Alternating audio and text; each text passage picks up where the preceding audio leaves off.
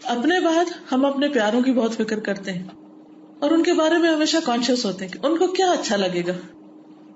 کوئی بہت محبوب ہستی ہو تو یہ سوچتے ہیں ان کو کیسا کھانا پسند ہے, ان کو کیسا کپڑا اچھا لگے گا, ان کو کیسی چیز پسند ہے. اپنے بچوں کے بارے میں بچوں سے محبت ہوتی ہے تو عام طور پر ہم کیا کرتے ہیں, یہ میرے بلو کو بہت پسند ہے اور یہ گڈو کو بہت پسند ہے اور یہ فلاں کو بہت پسند ہے, لہذا وہ ان کو پسند ہو یا نہ ہو ہم اپنے خیال کے مطابق وہ چیزیں خریدتے رہتے اور جب لے جاتے ہیں ان کے پاس تو وہ کہتے ہیں یہ کیا لایا آپ. تو پیاری بہنوں, یہ جاننا بھی بہت ضروری ہے کہ ہمارے رب کو کیا پسند ہے. اور پھر یہ جان کے بیٹھ جانا کافی نہیں کہ اس کو یہ بہت پسند ہے, یہ کلمے بہت پسند ہے. پھر نیکسٹ اسٹیپ کیا ہوگا, کیا کرنا ہوگا کہ جو اس کو پسند ہے وہ میں کروں بھی تاکہ وہ خوش ہو جائے. موسیٰ علیہ السلام اپنی قوم سے آگے جب اللہ سبحانہ وتعالیٰ نے 70 لوگوں کو بنی اسرائیل کے بلایا اور موسیٰ علیہ السلام بھی تھے تو وہ قوم آ رہی تھی اور یہ تیزی سے چل کے آگے. تو اللہ تعالیٰ نے کہا کہ میں رب تیری طرف جلدی آ گیا ہوں تاکہ تو راضی ہو جائے, تجھے خوش کرنے کے لیے آ گیا ہوں, تیری ملاقات کے شوق میں آ گیا ہوں, تجھ سے بات کرنے کے شوق میں آ گیا ہوں, کیونکہ محبت تھی نا اللہ سے. اللہ تعالیٰ نظر تو نہیں آ رہے تھے لیکن اللہ نے بلایا تھا تو آگے. ہمیں بھی تو اللہ تعالیٰ بلاتا نا دن میں کئی بار. ہم نماز کے لیے کتنے شوق سے آتے ہیں, جئت الیک ربی لترضی, اللہ میں اس لیے آ گیا ہوں مصلی پہ تاکہ تو راضی ہو جائے. میں نے نیند اس لیے چھوڑ دی کہ تو راضی ہو جائے. میں فلاں کو یہ چیز اس لیے دے رہا ہوں تاکہ تو راضی ہو جائے. ہر چیز میں کہ تو راضی ہو جائے. جب اللہ کو راضی کرنے کی فکر ہو گئی تو بڑے سے بڑا کام, مشکل سے مشکل کام بہت آسان ہو جائے گا, پھر مشکل نہیں رہے گا. اس لیے ہم ہمیشہ اپنے دل پر نظر رکھیں, ہمیشہ اپنا جائزہ لیتے رہیں کس چیز کی محبت بڑھ رہی ہے اور کس چیز کی گھٹ رہی ہے, اور فوراً فکر میں لگ جائیں کہ یہ کیا ہوا, اللہ سے آگے کوئی چیز آ گئی. نہیں, مجھے تو اپنے رب سے سب سے بڑھ کے محبت کرنی. لوگوں کو خوش کرنے کے پیچھے بھاگ رہا ہوں, نہیں, مجھے اللہ کو اس سے بڑھ کر خوش کرنا ہے. تو جب کوئی چیز بہت اچھی لگے اپنے لیے یا کسی کے لیے تو فوراً سوچیں میرے رب کے لیے کس کوالٹی کا کام ہونا چاہیے, اس کو کیا پسند ہے. تو یہ سب چیزیں ہمیں قرآن و سنت سے پتہ چلیں گی. اور جب قرآن کا علم نہیں ہوتا تو اللہ کی محبت نہیں ہوتی, بلکہ پتہ بھی نہیں ہوتا کہ اللہ کی محبت بھی کوئی چیز ہے یا اللہ سبحانہ وتعالیٰ محبت کے قابل بھی ہیں. اور جب سنت کا پتہ نہیں ہوتا تو پھر سنتوں سے لا علمی عام طور پر بدعات کو جنم دیتی, کیونکہ وہ خلا ہے نا, گیپ ہے, کچھ تو کرنا ہے. مثلاً کوئی فوت ہو جاتا ہے, ہمیں جب پتہ ہی نہیں کہ نبی صلی اللہ علیہ وسلم نے اس موقع پر کیا کیا, وہ ریچولز پتہ ہی نہیں, تو پھر ہم کیا کرتے ہیں. ایک دفعہ مجھے کسی جنازے میں جانے کا اتفاق ہوئی نہیں, کسی کے گھر جہاں میت تھی, تو میں خاموش بیٹھی ایک طرف دیکھ رہی تھی کہ لوگ کیا کر رہے ہیں. اب ان کی والدہ کی ڈیتھ ہوئی تھی, ایک آ کے ایک مشورہ دے رہا تھا کہ غسل یوں دینا, دوسرا کچھ اور کہہ رہا تھا, تیسرا کچھ اور کہہ رہا تھا, چوتھا کفن کی بات کر رہا تھا, پانچواں کسی اور چیز کی بات کر رہا, اب یہ پڑھ لو, اب یہ کر لو. کچھ لوگ لوگوں کو بٹھا کر ان کو کچھ پڑھوانے پہ مجبور کر رہے تھے. تو میں سوچ میں پڑ گئی کہ یہ سب کچھ اتنے جوش جذبے سے کیوں ہو رہا ہے, اور ہر ایک سنسیئرلی مشورہ دے رہا ہے, ایسا نہیں کہ وہ اوپر سے باتیں کر رہے, ہر ایک پیار سے بات کر رہا تھا, لیکن اس پیار کے ڈائریکشن ٹھیک نہیں نا. اللہ سبحانہ وتعالیٰ سے اگر محبت ہے تو اللہ تعالیٰ فرماتے ہیں قل ان کنتم تحبون اللہ فاتبعونی یحببکم اللہ, کہہ دیجیے اگر تم اللہ سے محبت کرتے ہو تو میرا اتباع کرو, یعنی سنت رسول صلی اللہ علیہ وسلم کا اتباع کرو, تو تمہیں کیا ملے گا, یحببکم اللہ, اللہ تم سے محبت کرے گا.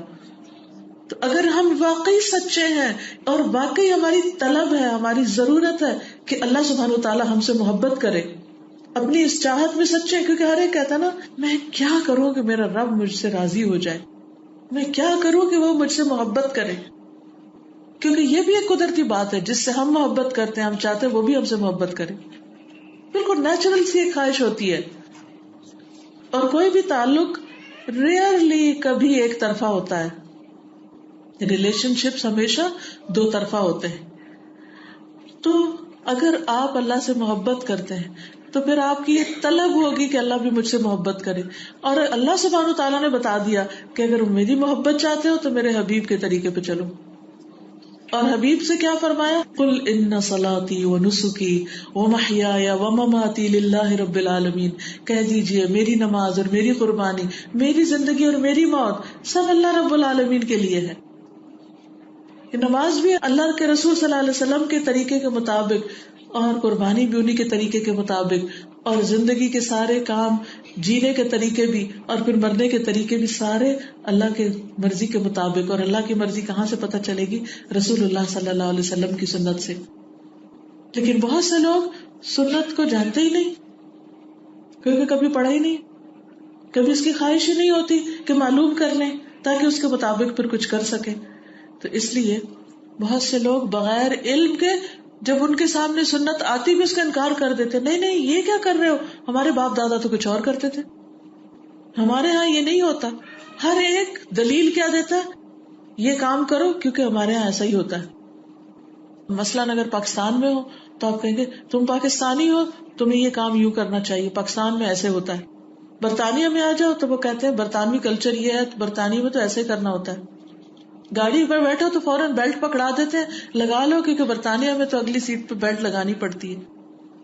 یہ سب پتا ہے ہم کو اور اس کا احترام بھی ہم کرتے اور کرنا بھی چاہیے. لیکن کیوں نہیں دن میں سوچتے کہ اللہ کی زمین پہ رہتے ہیں، اللہ کا دیا کھاتے ہیں اور اللہ نے یہ طریقہ اس طرح کرنے کو کہا ہے اور یہ بھی کرنا ہوگا، اس کو کیوں نہیں معلوم کرتے؟ یہاں پر اگر آپ بیلٹ نہیں لگاتے تو لگانے کی فکر کیوں ہوتی ہے؟ کیونکہ فائن ہوگا، لائسنس کینسل ہو سکتا ہے. اس لیے صرف خود نہیں لگاتے، ساتھ جو پیسنجر بیٹھا اس کو بھی لگواتے ہیں کیونکہ فائن ہونا ہے نا، تو اس سے بچنے کے لیے، سزا سے بچنے کے لیے. لیکن اسی گاڑی پر بیٹھ کے یہ نہیں سوچتے کہ اللہ تعالیٰ نے میرے لیے پردے کی حدود کیا رکھی ہیں، اللہ تعالیٰ اس وقت کیا چاہتے ہیں کہ میں کیسے بیٹھوں، میں جب پبلک میں جاؤں تو کس طرح جاؤں، جب باہر نکلوں تو کس قسم کا میرا حجاب ہو، میک اپ ہو، حلیہ ہو، حال ہو. ہمیں کیوں نہیں فکر ہوتی؟ اس وقت اللہ تعالیٰ کی پسند کیا یہ کیوں نہیں جانتے، کیوں نہیں معلوم کرتے؟ دنیا کی سزا سے بچنے کے لیے پھونک پھونک کے قدم رکھتے ہیں. سیفٹی اینڈ سیکیورٹی کتنا زیادہ آپ ہر وقت سنتے ہیں، سیفٹی اینڈ سیکیورٹی، اور اس کے جتنے بھی رسول ہیں وہ سارے آپ ہر جگہ فالو کرتے ہیں.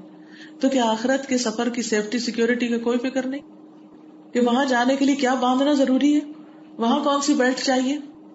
وہاں کے معاملے کو ہم نے کیوں آسان سمجھ رکھا ہے؟ اور اس کے لیے علم حاصل کرنے کی ضرورت ہے. اور انکار کیوں کر دیتے ہیں؟ کیونکہ علم ہوتا نہیں کہ اس پر کوئی پوچھ پکڑ ہے. قرآن مجید میں اللہ تعالیٰ سورۃ یونس 39 میں فرماتے ہیں بل کذبوا بما لم يحيطوا بعلمه ولما يأتهم تأويله، بلکہ انہوں نے ایک ایسی چیز کو جھٹلا دیا جس کا وہ اپنے علم سے احاطہ نہ کر سکے. نہیں، ان کے علم کمپلیٹ نہیں تھا اور ابھی تک اس کی حقیقت ان پہ کھلی نہیں تھی، بغیر جانے ہی جھٹلا دیا. یعنی جب سنت سامنے آئی تو کہہ کے جھٹلا دیا، نہیں ہم ایسا نہیں، ایسا کریں گے کیونکہ ہم سو اینڈ سو ہیں، نہیں ہم مسلمان ہیں، ہمیں یہ دیکھنا ہے کہ اس معاملے میں ہمارے لیڈر نے کیا کہا، کیا کیا، اور وہ کون ہے؟ محمد صلی اللہ علیہ وسلم. کچھ لوگ تو ان سے آگے اپنے اماموں کو رکھتے ہیں، نہیں ہم یہ کام اس لیے کرتے کیونکہ ہمارے امام نے ایسے کیا تھا. حالانکہ حقیقت کیا ہے، حق کیا ہے کہ جو اماموں کے امام نے کیا تھا اس کو پرائرٹی دینی چاہیے، اس کو پریفرنس دینی چاہیے. قیامت کے دن بھی اللہ سبحانہ وتعالیٰ جب بندوں کو سزا دیں گے تو اس وقت یہی کہیں گے کہ تم نے حق کا انکار کیا تھا. تو حق کا انکار یا تکبر کی وجہ سے ہوتا ہے، یا جہالت کی وجہ سے ہوتا ہے، یا نفس کی خواہش پرستی کی وجہ سے ہوتا ہے، یا بعض اوقات ہم حق کو پیچیدہ اور مشکل سمجھتے ہیں کہ نہیں دین کا راستہ بڑا مشکل راستہ ہے، آج کے دور میں نہیں چل سکتے اس پر. کتنے لوگ یہی کہتے رہتے ہیں، حالانکہ آج کے دور میں کتنے ہی لوگ ایسے ہیں کہ جو یہ سب کچھ کرتے ہیں جو اللہ تعالیٰ ان سے چاہتا ہے. ان کے لیے کیسے آسان ہو گیا، ہمارے لیے کیوں مشکل ہے؟ ان کے لیے سمپل ہے، ہمارے لیے کمپلیکیٹڈ ہے. وائی؟ کیونکہ ہمارے اپنے اندر کنفیوژن ہے، ہم خود کلیئر نہیں ہیں. تو کس نے کہا کنفیوژن دور نہ کرو؟ قرآن مجید میں اللہ تعالیٰ فرماتے ہیں فَاسْأَلُوا أَهْلَ الذِّكْرِ إِن كُنتُمْ لَا تَعْلَمُونَ، جو جانتے ہیں ان سے پوچھ لو اگر تمہیں علم نہیں. اپنے کنفیوژن دور کر، لیکن وہ اس لیے نہیں جاننا چاہتے کہ پھر کرنا نہ پڑ جائے. تو کیا اللہ کو نہیں پتا کہ ہم کیا سوچ رہے ہیں؟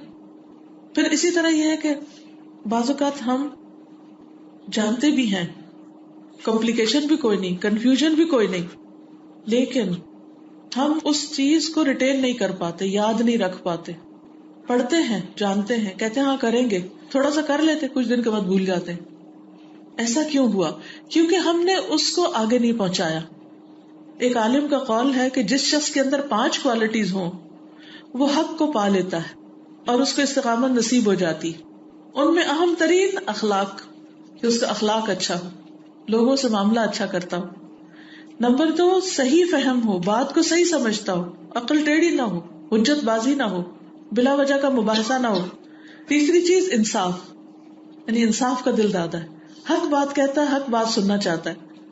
اور چوتھی چیز ہے مزید جاننے کی حرص، معرفت کی حرص، کہ ابھی میرا علم تھوڑا ہے، مجھے اور جاننا ہے، یعنی علم کا سفر رک نہیں جاتا. اور 5ویں چیز، شدت کے ساتھ حق کی طرف دعوت دینا، لوگوں کو بھی حق کے بارے میں بتانا. جس شخص کے اندر یہ 5 چیزیں آ جائیں وہ حق پر قائم رہتا ہے، پھر اللہ سبحانہ وتعالیٰ اس کے لیے حق کو آسان کر دیتا ہے. پھر اسی طرح اللہ تعالیٰ کا وعدہ والذین جاہدوا فینا لنہدینہم سبلنا، جو لوگ ہمارے راستے میں کوشش کریں گے، محنت کریں گے حق کو پانے کی، حق کی چاہت کی، ہم ان کو اپنے راستے ضرور دکھائیں گے. ہم حق کھول کھول کر ان کے سامنے رکھیں گے، وہ راستے آسان کر دیں گے جن پر وہ چل سکیں گے. پھر اسی طرح بعض اوقات ہم چل رہے ہوتے ہیں کہ بیچ میں کوئی ایک بات کہہ دیتا ہے تو ہم کوئٹ کر دیتے ہیں. مثلاً آپ کو قرآن سمجھ میں آ رہا ہے، آپ جانتے ہیں، آپ عمل بھی کرنے لگ گئے، آپ نیکیوں میں دوڑ لگا رہے ہیں، اتنے میں کوئی آپ کو کہتا ہے کس کو سنتے ہو؟ فرحت ہاشمی کو. سوچ سمجھ کے سننا، اور 2-4 کوئی لیبل لگا دیتے ہیں، یہودیوں کے ایجنٹ ہیں، وہ فلاں ہیں فلاں ہیں فلاں ہیں. پھر ہم کہتے ہیں اچھا واقعی مجھے تو پتہ ہی نہیں تھا، یہ تو تم نے عجیب انکشاف کیا، آج کے بعد نہیں سن رہی. پھر کیا ہوتا ہے؟ پھر اس کو سنتے ہیں، اس کو بات سمجھ نہیں آتی، پھر کہتے ہیں کمپلیکیٹڈ ہے سب کچھ، چھوڑو.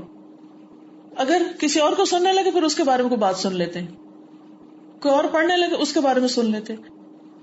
اپنے پاس کیا عقل نہیں ہے ہمارے؟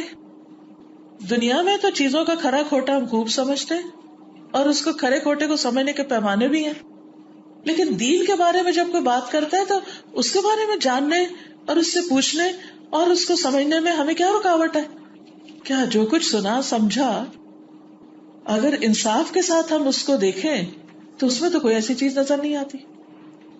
کسی کو بھی پہچاننے کا ایک کرائیٹیریا دے دیتی ہوں.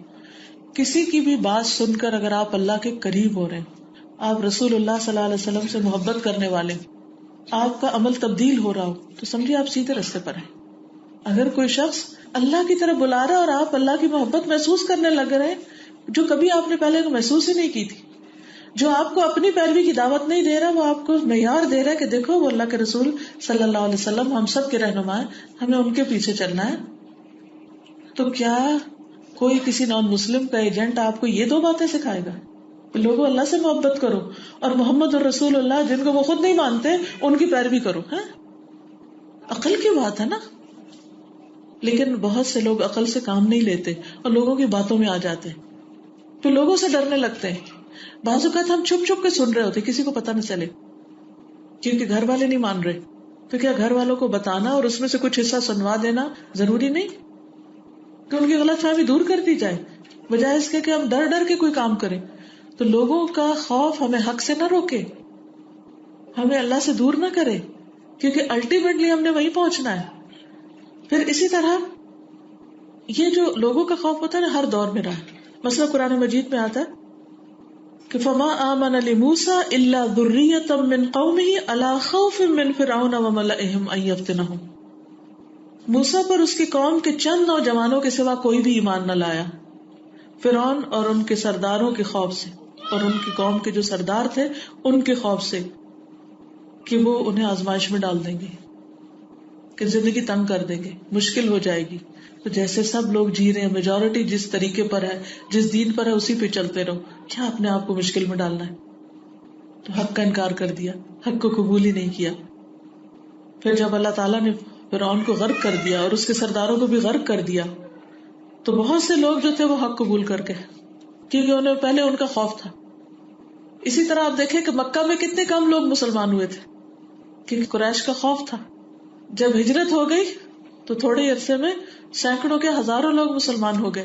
اور جب مکہ فتح ہو گیا تو قرآن مجید میں کیا آتا ہے؟ اذا جاء نصر اللہ والفتح ورأیت الناس يدخلون فی دین اللہ افواجا، کہ اللہ کے دین میں فوجوں کی فوجیں آنے لگی، کیونکہ کوئی رکاوٹ نہیں رہی، کوئی خوف نہیں رہا. تو میجورٹی لوگوں سے ڈرتی ہے، اس لیے حق قبول نہیں کرتی، اس لیے عمل نہیں کرتی. اور جب وہ خوف اور رکاوٹیں دور ہو جاتی تو پھر آگے بڑھ جاتے ہیں. جب شک دور ہو جاتا ہے تو آگے بڑھتے ہیں. جب یقین میں اضافہ ہوتا ہے تو آگے بڑھتے ہیں. جب اللہ پہ توکل آتا ہے تو ہم آگے بڑھنے لگتے ہیں. کچھ نہیں ہوتا، یہ صرف خوف دلایا گیا. ڈرنے کی کیا بات ہے، آخر اور لوگ بھی تو کر رہے ہیں. اگر 100 نہیں کر رہے تو 2 تو کر رہے ہیں نا. 100 کے پیچھے کیوں چلوں میں 100 کے پیچھے کیوں جا رہی ہوں، میں 2 کے پیچھے چلوں جو حق کی پیروی کر رہے ہیں. اس لیے اللہ پر توکل اور اللہ سبحانہ وتعالیٰ پر یقین ایک بہت بڑی نعمت ہے. مکہ کے لوگ صاف کہتے تھے وَقَالُوا إِن نَتَّبِعِ الْهُدَى مَعَكَ نُتَخَطَّفْ مِنْ أَرْضِنَا، اگر ہم نے تیرے ساتھ حق کی پیروی کی، ہدایت کی پیروی کی، تو ہمیں زمین سے اچک لیا جائے گا، کہ ہمارے عہدے چلے جائیں گے، ہماری ناموری اور ہمارے طور طریقے چلے جائیں گے. تو بعضوں کا جاہ و منصب کی محبت جو ہوتی ہے، کسی خاص جاب کی یا کسی خاص اسٹیٹس کی، وہ انسان کو حق کو قبول کرنے سے روک دیتی. انسان کہتا ہے کہ نہیں، ابھی تو میں اس فلاں پوزیشن میں ہوں، ابھی میں نہیں سر ڈھانک سکتی کیونکہ میرے سارے کولیگز اور آس پاس کے لوگ کیا کہیں گے، کس کو کیا ہو گیا. لیکن الحمدللہ بہت سارے لوگ لوگوں سے نہیں ڈرتے، اللہ سے ڈرتے ہیں. اور یاد رکھیے، جو اللہ سے ڈرتا ہے اللہ اس کا ڈر بندوں کے دل میں پیدا کر دیتا ہے. اور جو اللہ سے نہیں ڈرتا، لوگوں کے دل میں اس کا ڈر نہیں ہوتا، کوئی روب نہیں ہوتا، کوئی خوف نہیں ہوتا، وہ ان کے لیے بہت ہلکی چیز ہوتی. تو اس لیے اگر آپ واقعی چاہتے ہیں کہ آپ لوگوں سے نہ ڈریں، لوگ آپ سے ڈریں، تو پھر آپ اللہ سے ڈرنا شروع کر دیں، اللہ کا تقوی اختیار کریں. پھر بعض اوقات یہ ہوتا ہے کہ ہم میجورٹی کے ساتھ جینا چاہتے ہیں، کیونکہ ہم الگ ہو گئے تو پھر ہمارے لیے مشکل ہو جائے گی. بہت سے نان مسلمس، ان کو اسلام کی سمجھ آتی ہے، وہ اس کو مانتے ہیں کہ یہ سچا دین ہے، لیکن اسلام کیوں نہیں قبول کرتے؟ کیا کہتے ہیں کہ پھر ہم اپنے فیملی سے، اپنے گھر والوں سے، اپنے خاندان سے، اپنے کلچر سے ایلین ہو جائیں گے، پھر وہ ہمیں ڈس اون کر دیں گے. لیکن کچھ لوگ اس سے نہیں ڈرتے، وہ کہتے کوئی بات نہیں، جب حق سمجھ میں آ گیا تو اب کسی سے کیا ڈرنا.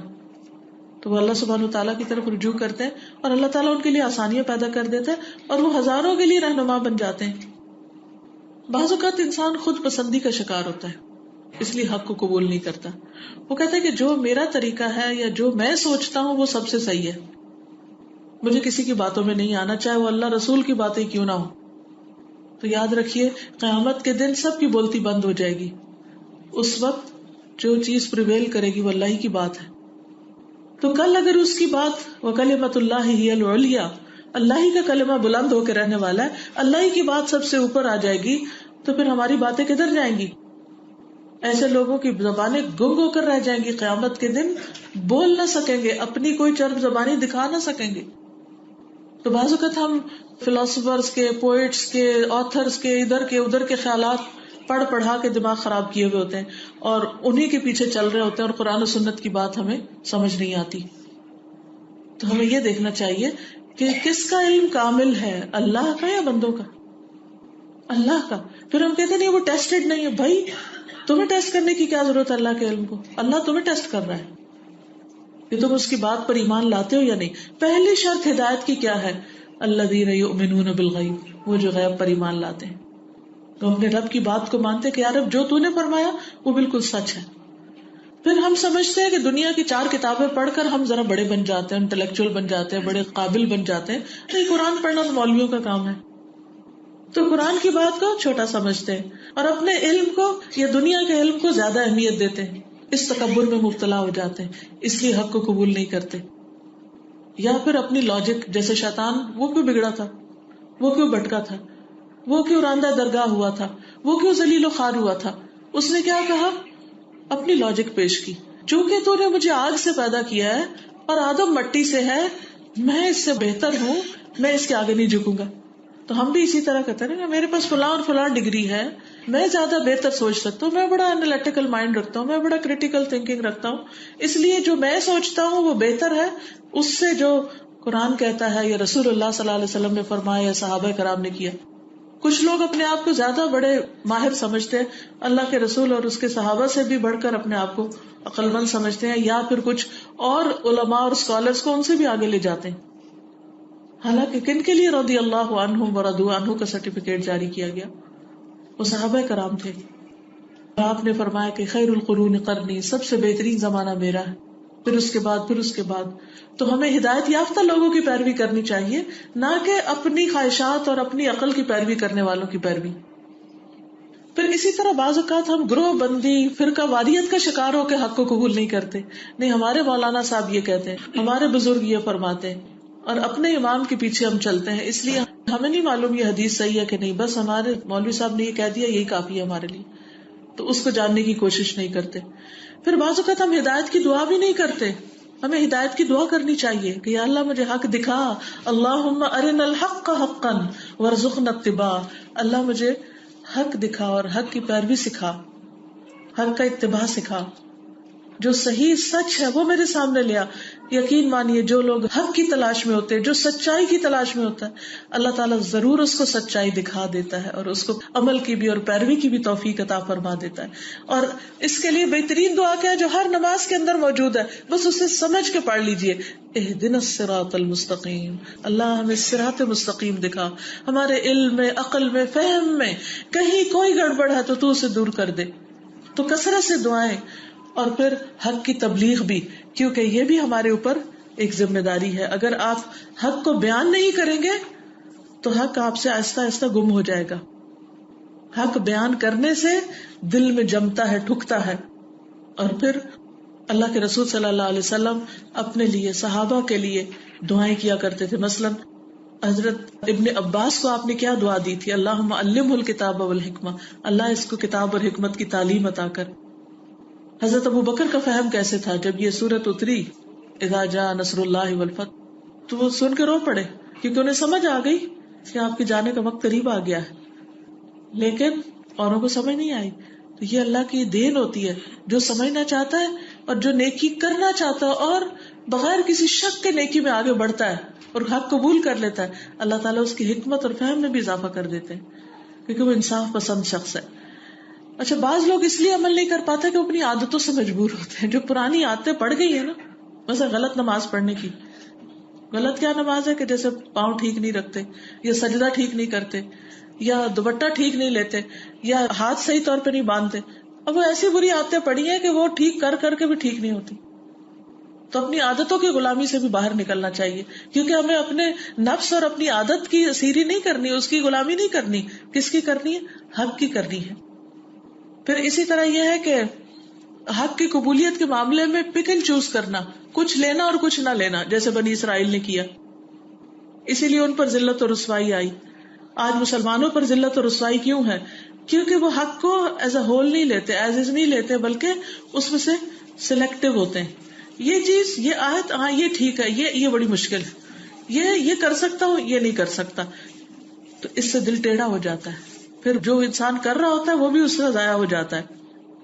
پھر اسی طرح وقت کا ضائع کرنا، غیر ضروری چیزوں میں وقت استعمال کرنا، اس سے بھی دل پر ایک میل سی آ جاتی ہے، ایک ضائق سا آ جاتا ہے، ایک الجھاؤ سا آ جاتا ہے.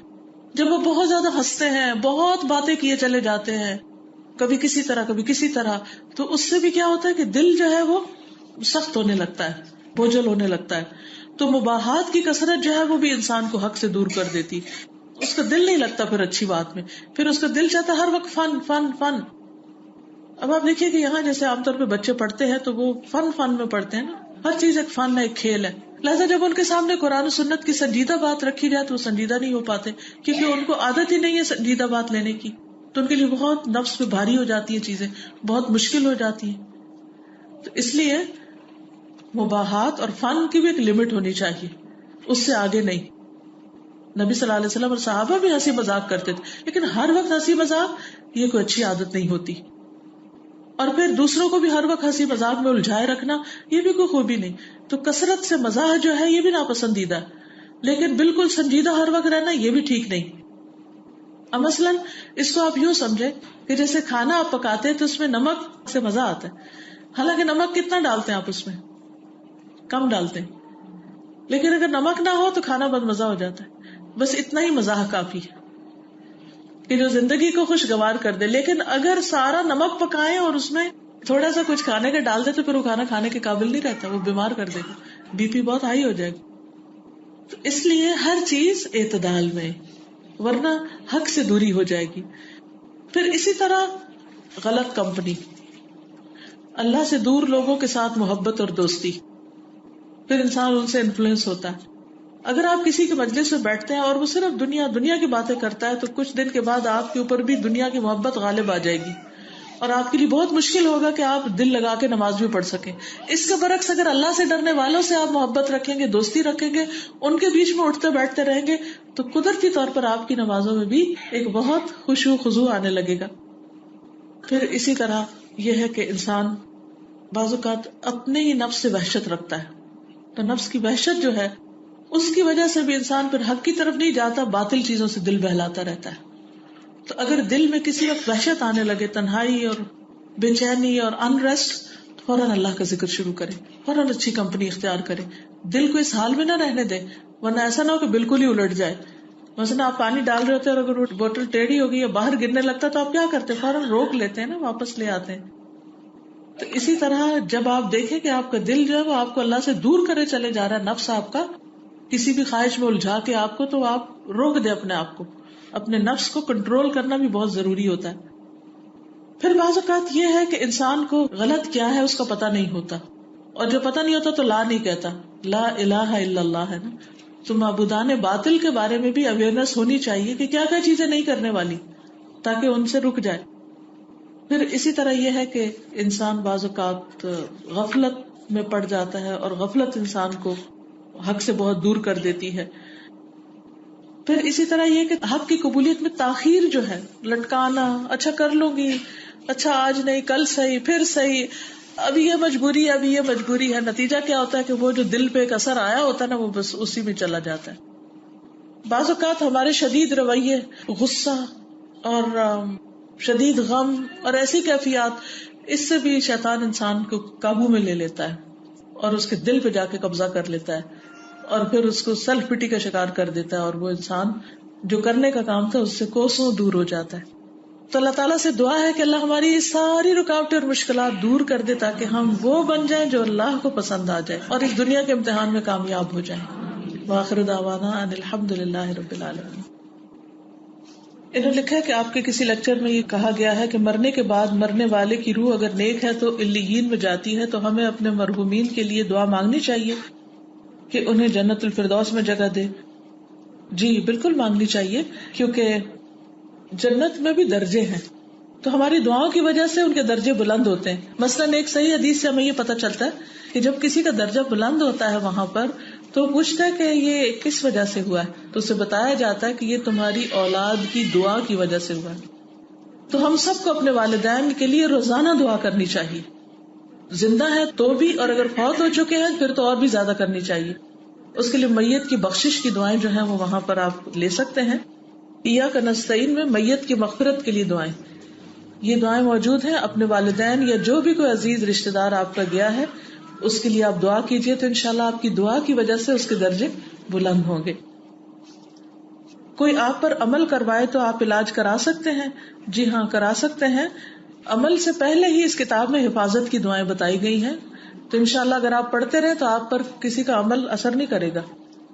اور اگر ہو چکا ہے, کچھ نظر لگ گئی ہے یا کسی نے کوئی جادو وغیرہ کیا ہے, تو اس کے لیے اس میں دعائیں لکھی ہوئی ہیں. اگر آپ خود پڑھتے رہیں تو آپ انشاءاللہ صحت یاب ہو جائیں. ویسے ایک اور طریقہ بتا دیتی ہوں کہ قرآن مجید جو ہے وہ شفا ہے. کسی کو بھی اگر یہ شک ہے کہ اس پر جادو ہوا ہے, تو ایک تجربہ شدہ نسخہ ہے کہ 3 دن میں مسلسل قرآن پڑھے. 3 دن میں ختم کر دے, ٹھیک ہے, صبح سے رات تک, یعنی کہ کھانے پینے کے وقفے کے علاوہ 3 دن کے اندر. اور اگر مریض بے ہوش ہے یا کوئی ایسا مسئلہ ہے کہ اس کو پڑھنا نہیں آتا, تو پھر وہ سن لے, لیکن سارا سنے, یہ نہیں کہ لگا کے اور خود کہیں باہر سیر کرنے چلا جائے. نہیں, سنے, لیٹ کے سنے, بیٹھ کے سنے, یہ نہیں سو جائیں, سنے, سنتے رہیں. اگر آپ کے اوپر کسی قسم کا اثر ہوگا وہ ظاہر ہو جائے گا. بعض لوگوں کے اوپر تجربہ کیا گیا تو باقاعدہ ان کو ایسی وامٹنگ ہوئی کہ جس میں کچھ چیزیں باہر آئیں. تو یہ ایک تجربہ شدہ نسخہ ہے جو میں آپ کو بتا رہی ہوں، کسی عامل کے پاس اور کہیں جانے کی ضرورت نہیں. اگر آپ کو شک ہے کہ آپ پہ جادو ہے تو آپ 3 دن میں پورے قرآن مجید کی تلاوت کیجیے. ہے تو تھوڑا مشکل، لیکن وہ بھی تو لوگ تھے نا جو بغیر جادو کے بھی 3 دن میں پورا کر لیتے تھے. آپ 3 دن چھٹی لے لیں، 3 دن بریک لے لیں کہیں سے، 3 دن کہیں چلے جائیں ایک طرف اور اپنا علاج کر لیں. ٹھیک ہے. لکھا کہ سفر میں نماز اکٹھی کر سکتے ہیں. جی کر سکتے ہیں، ظہر اور عصر، مغرب اور عشاء، لیکن فجر کے وقت پر ہی ہوگی. عورت ڈھولک کر سکتی ہے، صرف دف ہونا چاہیے، صرف دف ٹھیک ہے. گاڑی میں نماز کیوں نہیں پڑھ سکتے اور کیوں؟ دیکھیے گاڑی تو سفر کرنے کے لیے نا، اور اس میں قبلے کا رخ نہیں پتا ہوتا. نفل آپ پڑھ سکتے ہیں. نبی صلی اللہ علیہ وسلم سواری پر نوافل پڑھا کرتے تھے. ٹھیک ہے. اور چونکہ قبلے کا رخ کا تعین کرنا ضروری ہے نماز کی قبولیت کے لیے، تو گاڑی تو کبھی کدھر گھوم جائے گی کبھی کدھر. دوسرا یہ کہ قیام فرض ہے نماز میں، کھڑے ہو کے نماز پڑھنا لازم ہے. بعض لوگ اچھے بھلے کرسی پہ بیٹھ کے پڑھتے ہیں، تو جب تک آپ کھڑے ہو سکتے ہیں تو آپ بیٹھ کے نہیں پڑھیے، خصوصاً فرض نماز. اور گاڑی میں یہ دونوں شرطیں پوری نہیں ہوتی، نہ قبلے کی نہ قیام کی، تو اس لیے پھر گاڑی میں نماز نہیں پڑھتے. اس سے بہتر ہے کہ آپ جہاں گاڑی رکے وہاں 2 نمازیں اگر سفر پر ہے تو جمع کر لیں. کیا ماں باپ کے لیے نفل پڑھ سکتے ہیں؟ نفل پڑھ کر ان کے لیے دعا کر سکتے ہیں. یہ دعائیں میں نے آپ کو بتا دی ہیں، ان کو آپ پڑھیں گے. ویسے تو یہ کہ آپ جو بھی نیک عمل کریں گے وہ والدین کے لیے ثواب جاریہ ہوگا اگر وہ انہوں نے آپ کو سکھایا ہوا ہے. ورکنگ مدرس کے لیے اور بچوں کے ساتھ جو مدرس ہیں ان کے لیے کوئی ایڈوائس چاہتی ہیں، ٹپس چاہتی ہیں، ایسے کہ اپنا روز کا ٹائم ٹیبل بنایا کریں. اور ٹائم ٹیبل کیسے بنائیں کہ آپ نے کیا کیا کرنا ہے. اپنی فزیکل نیڈس کے لیے کھانا پینا، گروسری کرنی ہے، پکانا ہے، اس کو پلان کریں. کپڑے دھونے ہیں، گھر صاف کرنا ہے، ہر ایک کے لیے ایک دن مقرر کر لیں. خریداری کے لیے دن مقرر کر لیں، روز نہ جائیں، پورا لکھ لیں کہ کیا کیا ایک ہفتے میں ضرورت ہوتا ہے، کتنا ضرورت ہوتا ہے. تو آپ کی جو کھانے پینے کی یا صفائی کی یا جو فزیکل نیڈز ہیں وہ پوری ہو جائیں گی. پھر اس کے بعد آپ یہ دیکھیے کہ آپ کو پڑھنا کیا ہے، یا اگر آپ کام پہ جاتے ہیں تو پڑھنے کے لیے کون سا وقت زیادہ بہتر ہے. ہو سکتا ہے جب آپ ڈرائیو کر رہے ہوں یا آپ ٹریول کر رہے ہوں تو اس ٹائم کو آپ اپنے پڑھنے کے لیے مخصوص کر لیں. خود ڈرائیو کر رہے ہو تو آپ لسننگ کر سکتے ہیں، کیسٹ، سی ڈیز، بہت کچھ اویلیبل ہے، اور ریگولر آپ اس کو سننا شروع کریں. پورے قرآن مجید کی تفسیر آڈیو میں موجود ہے، اس کو سنیں. اگر آپ خود ڈرائیو نہیں کر رہے، گاڑی پہ جا رہے ہیں، ٹرین پہ جا رہے ہیں، تو آپ دیکھیں کہ کتنے لوگ اخباریں پڑھ رہے ہوتے ہیں. تو اس وقت میں آپ اچھی اچھی کتابیں پڑھنا شروع کر دیں. پھر آپ بچوں کے کام ہے، واشنگ کرنی ہے یا ان کو سلانا ہے، پڑھانا ہے، اس کے لیے ٹائم مقرر کریں. اس طرح ایک پیج لے لیں اور اس کے اوپر آپ درمیان میں لکیر ڈال لیں. پہلے کام لکھ لیں، چھوٹے چھوٹے کام، بڑے بڑے کام سارے لکھ لیں، اور دوسری طرف دن کے گھنٹے لکھ لیں، اور پھر ان کو آپس میں میچ کر لیں. یہ اس وقت، یہ اس وقت، یہ اس وقت، یہ اس وقت، اور اس کو آپ لگا لیں کہیں، اور اپنا جائزہ لیتے رہیں کہ آپ نے کس وقت میں کیا کرنا تھا اور کیوں نہیں کیا. اور اس کی وجہ پتہ چل جائے گی کہ ہم ایسے ہی لیزی بیٹھے رہے تھے، یا سو گئے تھے، یا کچھ نہیں کیا، یا سوچوں میں پڑے ہوئے تھے، یا فون کر رہے تھے، یا انٹرنیٹ پہ ایسے ہی سرفنگ کر رہے تھے. تو غیر ضروری چیزیں نکال دیجیے. فرائض کو پہلے لسٹ میں لائیے، پھر اس کے بعد نوافل وغیرہ کو. تو ہر چیز کے لیے دن اور ٹائم مقرر کیجیے، تو انشاءاللہ سب کچھ ہو جائے گا. میں نے جاب بھی کی ہے، میں نے دین کی تعلیم بھی دی ہے، میں نے بچے بھی پالے الحمدللہ. تو ساری چیزوں کو اسی طرح ٹائم مینجمنٹ کے ذریعے. اور سب سے بڑی بات ہے کہ اللہ سے ٹائم میں برکت کی دعا، کہ اللہ میرے وقت میں برکت دے. ٹھیک ہے. اس کے لیے اگر آپ میری ویب سائٹ پہ جائیں اور وہاں آپ ٹائم مینجمنٹ کے لیکچر سنیں، بہت ڈیٹیل سے میں نے چیزیں ڈسکس کی ہیں. اسی طرح بچوں کی تربیت کے لیے آپ ہم اور ہمارے بچے نام کی سیریز ہے، پچھلے سال دبئی میں نے پورے لیکچرز دیے تھے، وہ بھی موجود ہیں. ان میں آپ کو بہت سی ٹپس ملے گی کہ بچوں کو ہینڈل کیسے کریں، ان کو تعلیم کیسے دیں، ان کی تربیت کیسے کریں، وغیرہ وغیرہ. انشاءاللہ اس سے آپ کو بہت فائدہ ہوگا. ذہنی مریض اور جنات کے اثر میں کیا فرق ہے؟ دونوں چیزیں مکس اپ بھی ہوتی ہیں، اور بعض اوقات جو لوگ ذہنی مریض ہوتے ہیں ان پر ایسی چیزیں بھی اثر کر جاتی ہیں. جو لوگ مینٹلی پاورفل ہوتے ہیں وہ ان کو قریب نہیں آنے دیتے، اسے کہتے چلے جاؤ یہاں سے. اور صرف اگر آپ جنات کو یہ کہہ دینا چلے جاؤ یہاں سے پورے روب کے ساتھ تو چلے جائیں گے. آپ نہیں ڈرے ان سے. ٹھیک ہے. عشاء کے ساتھ وتر قضا کیے جائیں گے؟ جی ہاں، مگر صبح فجر کی نماز کے فرض ادا کرنے یا اسے بھی سنت. صبح کی سنت جو ہے نبی صلی اللہ علیہ وسلم نے کبھی بھی نہیں چھوڑی. اس لیے اگر آپ سوتے ہوئے آنکھ لگ گئی، ہونا تو نہیں چاہیے، سب چیزوں کے لیے اٹھتے ہیں، اور آپ کو معلوم ہے کہ نبی صلی اللہ علیہ وسلم کو ایک موقع پر دکھایا گیا تھا ایک شخص جس کا سر پتھر سے کچلا جا رہا تھا، پھر ٹھیک ہوتا پھر کچلا جاتا.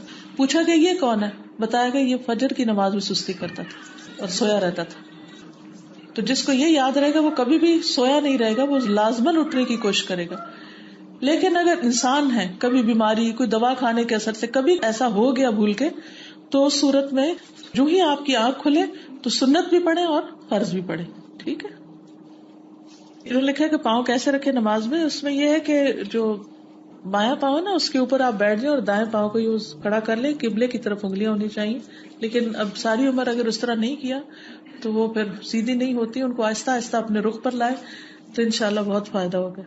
چلیے دعا کر لیتے ہیں تھوڑی. سبحان اللہ والحمد للہ ولا الہ الا اللہ واللہ اکبر ولا حول ولا قوة الا باللہ العلی العظیم. اللہم صل علی محمد وعلی آل محمد کما صلیت علی ابراہیم وعلی آل ابراہیم انک حمید مجید. اللہم بارک علی محمد وعلی آل محمد کما بارکت علی ابراہیم وعلی آل ابراہیم انک حمید مجید. ربنا آتنا فی الدنیا حسنة وفی الآخرة حسنة وقنا عذاب النار.